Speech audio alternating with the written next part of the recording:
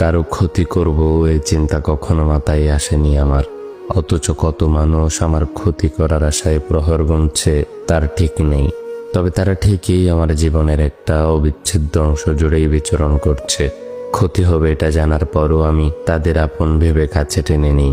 তারপরও সেই স্বার্থপর মানুষগুলো কখনো আমার ভালো চাইতে পারে না। আমার ভালো কিছু দেখলেই তাদের হিংসে হয়। অবশ্য তাদের এমন চিন্তাধারায় আমার কিছু যায় আসে না, কারণ আমার হাতে এসব ভাববার সময় থাকে না। আমি বেশিরভাগ সময়ই ব্যস্ত থাকি জীবনের তাগিদে।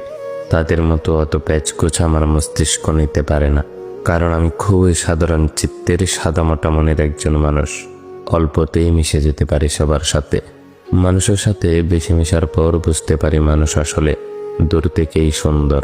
কারণ এমন অনেক মানুষের সাথে আমি মিশেছি যাদের দূর থেকে দেখে তাদের প্রশংসায়